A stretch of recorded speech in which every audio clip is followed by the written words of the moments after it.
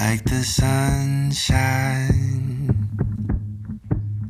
after days of gray, or the freckle I just found on your face,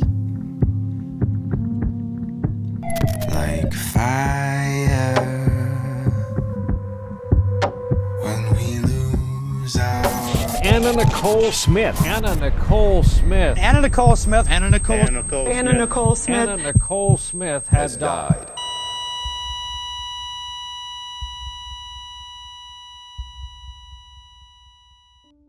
Si je devais vous raconter la vie d'Anna Nicole Smith, comme les médias l'ont fait à l'époque, je vous dirais sûrement que c'est une vulgaire stripteaseuse qui a montré son cul dans Playboy et qu'elle a épousé un vieux milliardaire histoire de lui voler toute sa fortune et qu'elle a fini par mourir d'une overdose telle une junkie des années plus tard. C'est un peu une histoire qu'on a l'impression d'avoir entendue 100 fois et qui fait vendre, mais la réalité en fait est beaucoup plus complexe et bien plus passionnante. En réalité, Anna Nicole Smith s'appelle Vicky Lynn, elle est née en 1967 à Houston. Quand sa mère Virgie accouche, elle vient tout juste d'avoir 17 ans et son père Donald lui en a 20. C'est un homme violent qui boit beaucoup d'alcool et qui va être condamné des années plus tard pour fraude. Et apparemment, je précise que cette information n'est peut-être pas exacte puisque les articles en ligne sont indisponibles aujourd'hui, mais il aurait également été condamné après avoir plaidé coupable pour 2 viols sur mineurs, dont un sur la sœur de sa femme alors qu'elle n'avait que 10 ans. Alors comme j'ai eu beaucoup de mal à comprendre l'info, je me dis que peut-être vous aussi. En gros, il sort avec une fille de 15-16 ans, il la met enceinte à 17 ans, mais cette fille, elle a une petite sœur qui a 10 ans et il la viole. Évidemment, quand ta vie commence comme ça va forcément avoir une incidence sur ton parcours. À la maison, c'est dispute sur dispute. Ses parents se séparent, sa mère se remarie très vite et elle va forcer Vicky à changer d'identité. On ne connaît pas vraiment les raisons, peut-être pour la protéger, je ne sais pas. Mais Vicky Lynn devient Nikki Hart. Ça peut paraître anodin comme ça, mais changer d'identité totalement pour un enfant en pleine construction, ça peut avoir des conséquences très graves. Tu perds en gros tes repères, quoi. Bon, la séparation n'arrange rien, elle grandit toujours dans une famille pauvre et en conflit permanent. Du coup, elle part vivre chez sa tante et ses cousins dans une ville paumée du Texas qui s'appelle Mexia, mais apparemment ça se prononce Mahia. Et forcément, vu qu'elle déménage, elle change aussi d'école. Et malheureusement, ça va pas bien se passer pour elle. Elle va être harcelée et moquée. Et ça, elle va pas le supporter. Du coup, elle va quitter l'école vers 15-16 ans. Le problème, c'est que elle vit chez sa tante, elle dort dans une toute petite pièce avec ses cousins.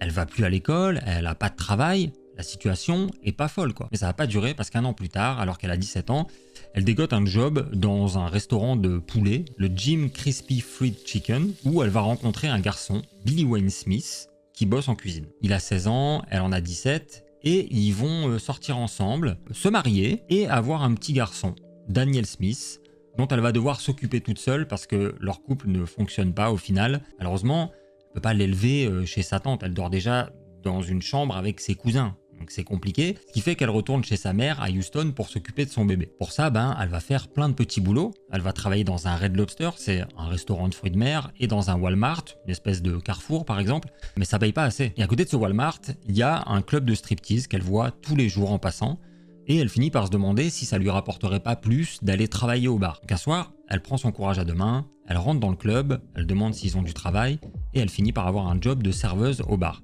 Et très rapidement, on lui explique que si elle veut gagner plus d'argent, il faut qu'elle monte sur scène. Elle aime la danse, mais surtout elle a besoin d'argent. Du coup, elle accepte sans vraiment s'en rendre compte un job de stripteaseuse au Rick's Cabaret. Là, elle va vite se rendre compte que c'est pas du tout fait pour elle. Voilà, elle est terrorisée à l'idée de se mettre nue devant les autres. Les filles qui travaillent avec elle disent qu'elle n'était pas du tout à l'aise et qu'elle pleurait des fois. Sauf que à la fin de la journée, quand elle fait les comptes, ça paye mieux. Ça paye beaucoup mieux même. Du coup, elle va au travail la boule au ventre et tous les soirs, avant de rentrer dans le club, elle compte et elle regarde l'argent qu'elle a gagné la veille, histoire de se motiver, et elle y va. Puis un jour, elle est en train de danser, comme tous les soirs, et il y a un mec, un photographe qui vient la voir, et qui lui dit « Bonjour », je pense qu'il lui a dit « Bonjour, t'as un truc en plus, si tu fais ce que je te dis de faire, je peux faire de toi une star ». Résultat, quelques mois plus tard, c'est une métamorphose totale, elle a pris du poids, elle a changé de coupe de cheveux, elle s'est fait refaire la poitrine, pour passer de ça à ça. L'effet est instantané, quand elle retourne dans le club, on ne regarde plus qu'elle, c'est le jour et la nuit par rapport à avant, les hommes lui donnent plus d'argent, du coup, elle gagne mieux sa vie. Elle va faire ça pendant 3-4 ans, et un soir, alors qu'elle danse comme d'habitude, un très vieux monsieur en fauteuil roulant, qui s'appelle Howard Marshall, va passer la porte du club. Howard Marshall, c'est pas un client comme les autres. C'est un milliardaire qui a fait fortune dans le pétrole, qui a perdu sa femme il y a des années atteinte de la maladie d'Alzheimer, qui s'est remarié à une stripteaseuse qui profitait de lui, et elle est décédée quelques mois plus tôt sur le billard après une opération de chirurgie esthétique. On en pense qu'on en veut, mais Howard, c'est un vieil homme seul, il est triste de la situation, et pour combattre la solitude, bon, voilà, moi quand je me sens seul, je joue à Overwatch, lui, il va dans un club de striptease. Après tout, pourquoi pas au moins tu déranques pas et tu t'embrouilles pas avec des gens pour rien en vocal. Je m'éloigne. Bref, quand ce bon vieux Howard passe la porte, qu'est-ce qu'il voit? Une jolie blonde, souriante, avec des formes généreuses, en train de danser. Il lui demande une danse et il la paye pour ça. Elle accepte et...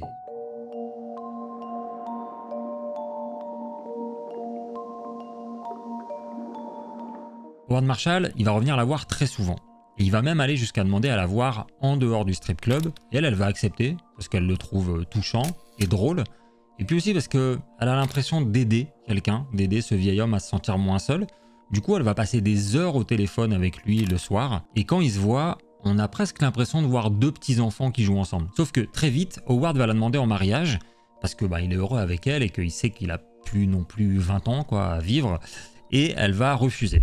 Elle refuse pour plusieurs raisons. D'une, elle n'a pas envie d'être entretenue. Elle dit qu'elle préfère s'en sortir par elle-même et qu'elle acceptera le jour où elle gagnera bien sa vie toute seule. Et de deux, elle est amoureuse de quelqu'un d'autre, Sandy. Sandy, c'est une femme qui travaille dans un magasin en ville qu'elle a rencontré en boîte. Et elle va entretenir comme ça deux relations, sans cacher ni à Sandy ni à Howard qu'elle voit quelqu'un d'autre. Tout est clair entre eux. Pendant ce temps-là, Howard, malgré tout, il accouffe de cadeaux. Il lui offre des vêtements, des bijoux, une voiture, une maison, un ranch. Il casse les couilles en fait. Il casse les couilles parce que nous on offre quoi? Des fleurs, un collier, lui direct de l'immobilier. Il m'a saoulé. En vrai il fait ce qu'il veut, ça le rend heureux d'être là pour elle. Elle est là pour lui. C'est un peu une relation de sugar daddy, mais les deux sont ok avec ça. Et surtout, c'est lui qui a l'initiative. D'ailleurs Howard c'est un peu un forceur parce que quelques mois plus tard, il va la redemander en mariage en l'invitant au restaurant. Et cette fois-là, elle va encore dire non. Elle va lui dire non, frérot, je t'ai déjà dit non une fois, qu'est-ce que t'as pas compris? Tu veux qu'on se tape ou pas sûr de la fin? Dans le même temps, elle et Sandy se séparent. Elle sort maintenant avec un garçon qui lui propose de la prendre en photo et d'envoyer les photos à un concours Playboy. Ok, wow, chelou comme proposition en début de relation, mais elle est pas trop contre parce qu'elle est beaucoup plus à l'aise avec son corps maintenant. Du coup, elle accepte. Elle gagne pas le concours, mais Hugh Hefner va totalement flasher sur elle. C'est le patron de Playboy. Il sent un truc. Il a jamais vu une fille comme elle. Elle est grande, pulpeuse, des cheveux éclatants, souriante, un visage très doux. Du coup, sans chercher à comprendre, il lui propose de faire la couverture du prochain numéro en mai 1992. Ce qui est incroyable en vrai parce que quand t'es personne dans ce genre de magazine, on te donne à la limite une page, une photo, éventuellement la double page centrale. Mais là non, elle a tellement quelque chose de différent que direct couverture. Alors que c'est une meuf qui vient de nulle part. Le mois d'après, c'est Pamela Anderson. Le mois d'encore après, c'est Sharon Stone en couverture. Elle vient de nulle part, en mai, couve. Et il a raison parce que ça marche. Le succès est immédiat. Des milliers de personnes appellent au standard de Playboy pour savoir c'est qui cette meuf, d'où elle vient. Et parmi ces personnes se trouve un certain Paul Marciano, à la tête de l'ancienne Guess, qui va lui proposer de devenir l'égérie de la marque. Et, on ne sait pas pourquoi, il va aussi lui conseiller de changer de nom, histoire de trouver un truc un peu plus accrocheur. C'est à partir de là qu'on va l'appeler Anna Nicole Smith.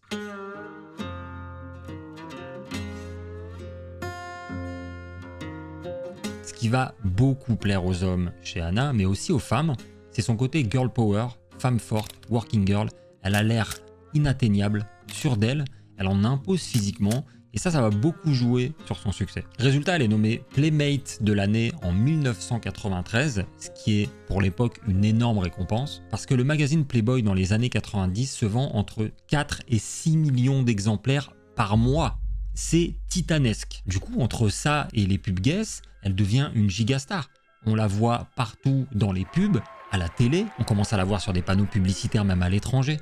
Les photos sont tellement sexy pour l'époque qu'elles créent des accidents, à tel point qu'en Norvège, les photos d'Anna Nicole Smith vont être considérées par le gouvernement comme une menace pour la sécurité publique du pays. Il n'y a aucune vanne. Alors évidemment, une telle notoriété, ça passe pas inaperçu, et on est aux États-Unis, donc elle va très vite être repérée par Hollywood, et elle va signer dans une des plus grandes agences de Los Angeles de l'époque, la William Morris Agency, qui a représenté entre autres Charlie Chaplin, les Marx Brothers ou les Rolling Stones. D'ailleurs, très vite, on la place dans un premier film, Le Grand Saut, une comédie typique américaine des années 90. Bon, c'est pas un grand rôle, elle a 2 lignes, mais quand même, de base, c'est quand même une petite meuf du Texas qui a quitté l'école à 14 ans, qui a eu un enfant à 17 ans et qui a fait du striptease pour nourrir son enfant. Et là, elle joue dans son premier film à Hollywood. Plus tard, elle fait aussi une apparition dans un film culte des années 90, Y a-t-il un flic pour sauver Hollywood, aux côtés d'une des stars de l'époque, mais incroyable, un jour je vous raconterai peut-être son histoire, Leslie Nielsen. Bref, sa vie change radicalement, maintenant on l'invite sur des plateaux télé, même si c'est souvent pour se rincer l'œil.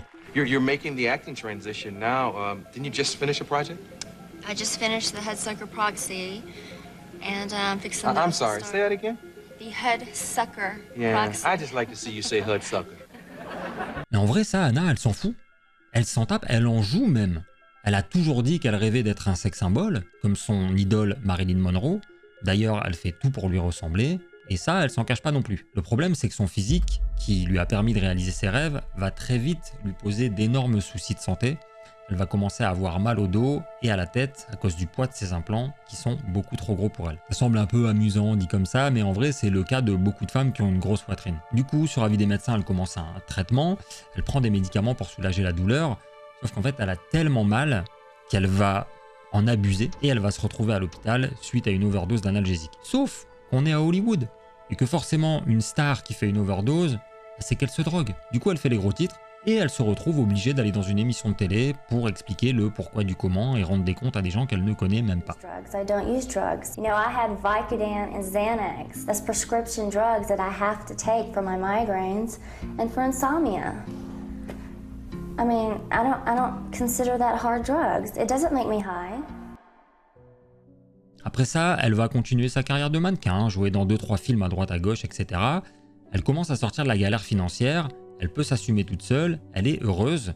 C'est là qu'elle va accepter, au bout de la 4e fois, d'épouser Howard Marshall le forceur, qui va pas la lâcher, vraiment, il veut se marier avec elle, quoi. Du coup, elle accepte d'être sa femme. Et c'est un secret pour personne qu'à chaque fois qu'il lui fait une demande, il lui propose une partie de son héritage en échange, ok? C'est lui qui demande, d'accord? Elle accepte, il se marie dans l'intimité, il y a 2-3 membres de la famille, 2-3 amis, pas plus. On peut voir sur les photos qu'il pleure de joie, tellement il est ému. Lui qui avait tellement envie de l'épouser et de ne pas finir seul, c'est enfin fait. Et bon, ça fait pas trop vendre, du coup les médias vont raconter une autre histoire. Elle est la méchante profiteuse qui fait tout pour prendre l'argent d'un vieil homme, alors que c'est lui qui vient la chercher dans un strip club et qui lui court après pendant presque 5 ans avec plusieurs demandes en mariage qu'elle refuse à chaque fois. Mais non. Après, ce qui fait polémique au-delà de la fortune, c'est aussi la différence d'âge, parce qu'on a du mal à croire qu'elle est avec lui pour son physique, et c'est certainement pas le cas. Mais même si elle est avec lui que pour son argent, c'est lui qui force. C'est lui qui la demande 5 fois en mariage, c'est lui qui lui promet sa fortune. Et je me fais un peu l'avocat du diable, ok? Je comprends les 2 points de vue, mais qu'est-ce qu'on doit dire à un vieux monsieur comme Howard? Non, désolé, si vous êtes amoureux d'une femme de moins de 70 ans, c'est pas possible, vous devez finir vos jours tout seul. Ciao, c'est fini pour vous l'amour? Je vous pose vraiment la question. Bref, il y trouve son compte, elle y trouve le sien, pour moi, il n'y a pas de souci. Et pour Howard non plus, à tel point que lui, il est chaud pour faire un enfant. D'ailleurs, ils vont se renseigner pour voir s'il peut encore monter la tente et si ses spermatozoïdes sont encore en forme ou pas. Mais bon, tu te doutes bien que il a 85 ans, le frérot. Calme-toi, Howard. Le truc, c'est que lui, il a déjà 2 fils, dont un, Pierce Marshall, qui voit ça et qui flippe. Et c'est normal, tu vois, il a pas non plus envie que l'argent de ses parents se retrouve entre les mains d'un ou d'une inconnue. Et il flippe tellement qu'il va embaucher des détectives pour surveiller son père et Anna et vérifier qu'ils ne changent pas le testament sans lui dire. Sauf que tout ce qu'il voit, c'est que son père est heureux, qu'Anna est adorable avec lui, qu'elle le fait rire, qu'elle s'occupe très bien de lui au quotidien. Il n'y a rien à dire. À tel point que le jour où Howard va tomber très malade, elle va quitter un tournage sur lequel elle est à Los Angeles pour le rejoindre à l'hôpital. Malheureusement, il se trouve qu'Howard est dans un état de fatigue très avancé, ce qui va faire flipper son fils. Il va tout faire pour empêcher Anna de le voir, en s'arrangeant avec les médecins pour ne l'autoriser à venir que 30 minutes par jour. Et il aime tellement pas qu'il va même mettre de la sécurité devant sa porte pour pas qu'elle puisse venir en dehors des heures et qu'elle reste pas 1 minute de plus, alors que son père le supplie de la laisser entrer et qu'elle aussi elle a envie de venir le voir. pour pas qu'il soit tout seul au moment de sa mort. Bref, à partir de là, une guerre s'installe entre le fils d'Howard et Anna Nicole Smith, sa femme, et malheureusement, quelques mois plus tard, Howard Marshall va décéder à l'âge de 90 ans, tout seul, dans sa chambre, sans la femme qu'il aime à ses côtés.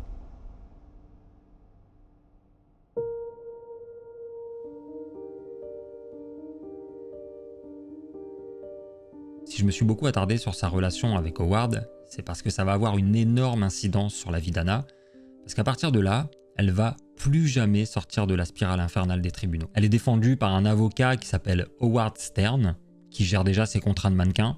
C'est pas très utile pour le moment, mais souvenez-vous bien de lui. Elle et Pierce vont se battre pour tout et n'importe quoi. Pierce la déteste tellement qu'il veut pas la voir aux funérailles, du coup ils vont séparer les cendres en deux pour faire une cérémonie chacun de leur côté, ça n'a aucun sens. La justice va décider que c'est Pierce qui hérite de la totalité de la fortune de son père, soit 1,6 milliard de dollars. Elle va finalement réussir à obtenir 88 millions de dollars qui vont finalement lui être refusés en appel, puis redonnés, puis refusés. Bref, c'est la justice américaine, c'est un bordel. Pendant ce temps-là, elle continue de jouer dans des films, mais malheureusement, les procès sont publics. Cette image de gold digger lui colle à la peau.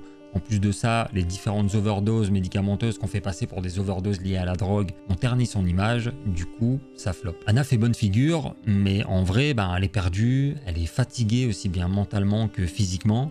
Les procès, les rumeurs, les mensonges, etc., ça l'épuise. En plus de ça, à côté, elle prend toujours ses médicaments parce qu'elle a toujours des douleurs dans le dos et à la tête, etc., jusqu'au jour où elle va se retrouver une fois de plus à l'hôpital, mais cette fois, c'est pas pour une overdose, c'est parce qu'un de ses implants va se déchirer. Évidemment, la douleur est insoutenable, du coup, pour la soulager, on va lui prescrire encore plus de médicaments, notamment de la méthadone et des antiépileptiques pour éviter les tremblements liés à la douleur, justement. Ça, plus les analgésiques qu'elle prend déjà, c'est trop. Résultat, elle fait une autre overdose. Et malheureusement, ça joue encore sur son image de junkie, alors qu'en réalité, elle est juste sous médicaments. Du coup, elle a beaucoup de mal à travailler.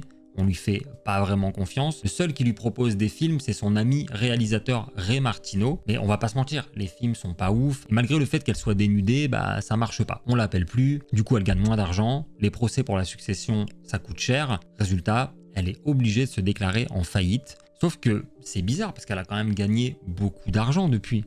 Donc, où est-ce que cet argent est passé ? Restez jusqu'à la fin. Je vais vous raconter une dinguerie à ce sujet. En 2000, Anna et Pierce se retrouvent à nouveau devant les tribunaux, sauf que cette fois, c'est Anna qui gagne, et elle gagne pas qu'un peu, puisqu'elle repart avec 447 millions de dollars. Là, c'est le jackpot, mais ça va pas durer longtemps, parce que 2 ans plus tard, un autre juge va estimer que non. En fait, elle a le droit à rien. C'est un véritable coup de massue pour elle. Elle est de nouveau au fond du gouffre, sa vie c'est les montagnes russes. Un jour elle est fauchée, le lendemain elle est millionnaire, puis la semaine d'après elle est refauchée. Mentalement c'est épuisant. Résultat, elle se laisse aller, elle fait plus du tout attention à elle-même. Un jour, sur les conseils de son avocat, elle réfléchit, elle se dit attends mais j'ai quand même un nom, je m'appelle Anna Nicole Smith, je suis quand même la Playmate de 1993, ma vie c'est un film, il se passe toujours des trucs. Du coup, pour relancer sa carrière, elle décide de créer une télé-réalité, le Anna Nicole Smith Show.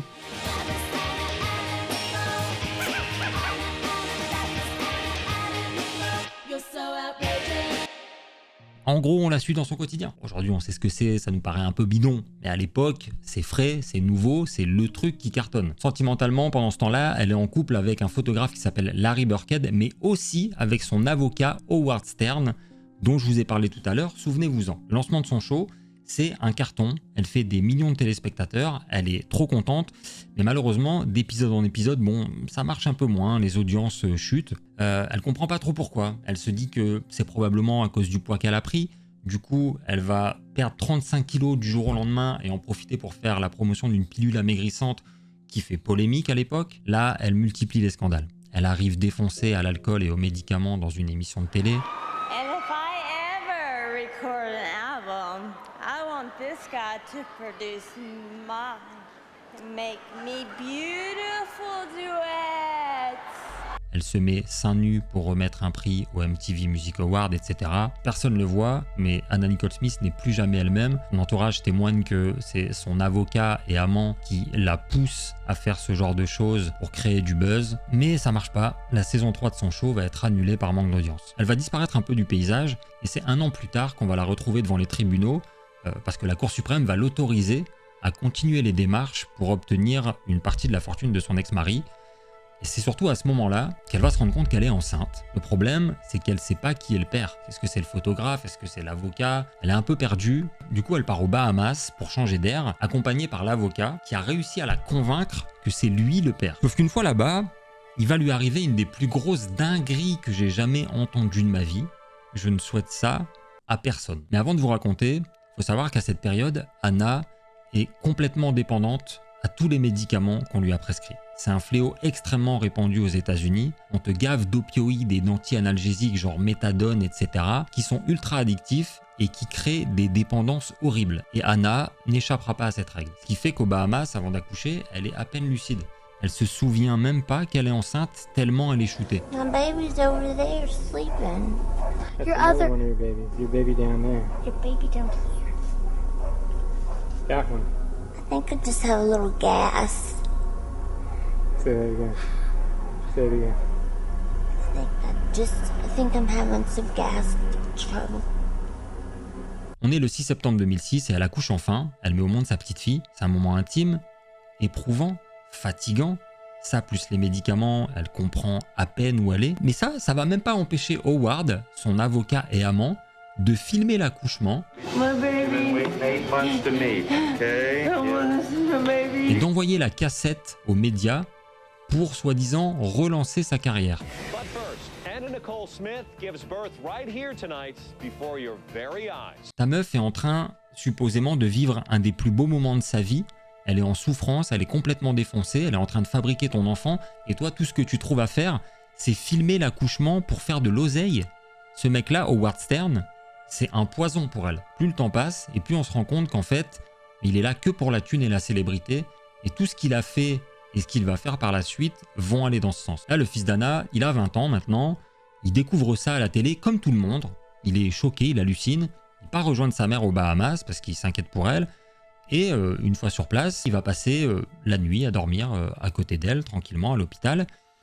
Et le 9 septembre, soit 3 jours plus tard, après avoir mis au monde sa fille, Anna va découvrir son fils mort à côté d'elle pendant son sommeil. Son fils est mort à côté d'elle 3 jours après qu'elle ait mis au monde sa fille dans la même pièce. Je ne sais pas si vous vous rendez compte de la situation catastrophique qu'elle traverse. Il y a une autopsie qui va être pratiquée. On découvre qu'il est mort d'une overdose de médicaments. Il aurait mélangé ses médicaments à ceux de sa mère. Du coup, une enquête est ouverte. On soupçonne l'avocat, un suicide ou peut-être une erreur de prise de traitement. Là, forcément, les médias sont au taquet. L'avocat, ça change pas. Il va vendre les photos qu'il a prises à la maternité pour environ 400 000 $. Il va même prendre une photo d'Anna avec son fils mort dans ses bras qui va leak. Évidemment, sinon c'est pas drôle. Quelques jours plus tard, elle va enterrer son fils aux Bahamas. C'est forcément un des pires moments de sa vie alors que c'était censé être un des plus beaux. Elle reste quelques mois sur place, histoire de se remettre de ses émotions.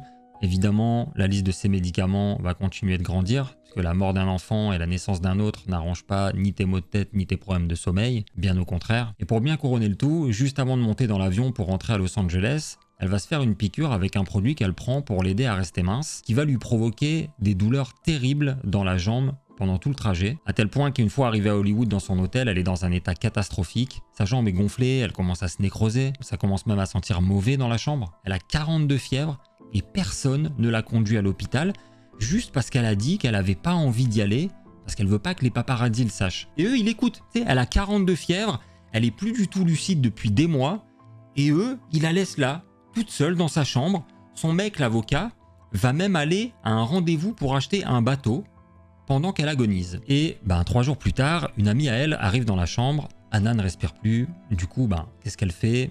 Elle appelle les secours. Non, je déconne. non, elle va d'abord appeler le garde du corps, qui lui va évidemment pas appeler les secours non plus. Lui, il va d'abord appeler Howard Stern, son avocat et amant, qui évidemment ne va pas non plus appeler les secours. Lui, il va d'abord dire au garde du corps, ok, va vérifier que c'est vrai alors. Du coup, le garde du corps arrive à l'hôtel, et là, il appelle les secours. Résultat, il se passe presque 1 heure entre le moment où elle est retrouvée dans son lit et le moment où les secours arrivent. Là, elle est transférée d'hôpital en hôpital, la nouvelle se répand, les médias sont là, il y a même des hélicoptères pour les suivre. Les médecins vont tout essayer, mais rien n'y fait. Quand t'as passé plus d'1 heure sans respirer, faut pas t'attendre à des miracles. Et le 8 février 2007, à 15h, elle est déclarée morte. At 2:49 this afternoon, We were advised by hospital personnel that Anna Nicole Smith had died. Une enquête va s'ouvrir pour comprendre pourquoi personne l'a emmené à l'hôpital avant, pourquoi autant de temps avant d'appeler les secours, etc., etc. L'autopsie révèle une overdose de plus de 10 médicaments, dont certains ne lui étaient même pas prescrits. Howard Stern, lui, l'avocat, va être poursuivi pour avoir fait des fausses prescriptions médicamenteuses à son nom à lui pour les donner à Anna, mais il ne sera pas condamné. À 39 ans, Anna laisse derrière elle une petite fille de 6 mois à peine, dont la garde sera donnée à son père biologique suite à un test de paternité, le photographe Larry Burkhead, celui contre qui l'avocat avait monté Anna. Bref, sa vie est totalement hors norme à tous les niveaux. Même si beaucoup de gens la considèrent juste comme une gold digger, stripteaseuse, etc., en réalité, c'est surtout une gamine qui a eu une enfance horrible et qui a dû se construire toute seule sans aucun repère. Anna Nicole Smith, c'était un personnage de scène. Quand les caméras étaient éteintes, elle redevenait Vicky Lynn, la petite fille qui voyait ses parents se déchirer et qui a toujours manqué d'amour. Un amour qu'elle a cherché toute sa vie à récupérer et qui l'a poussée à faire de la chirurgie pour plaire aux autres et gagner plus d'argent, mais qui l'a finalement poussée vers une addiction aux médicaments qui lui coûtera la vie. Au final, elle aura quand même vécu son rêve de sex symbole l'espace de quelques années et rendu un vieil homme heureux jusqu'à son dernier jour.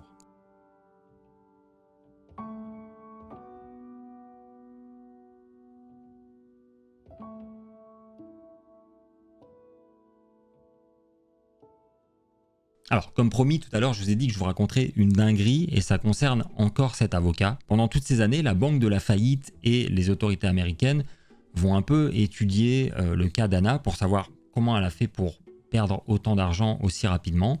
Ils vont se poser plein de questions.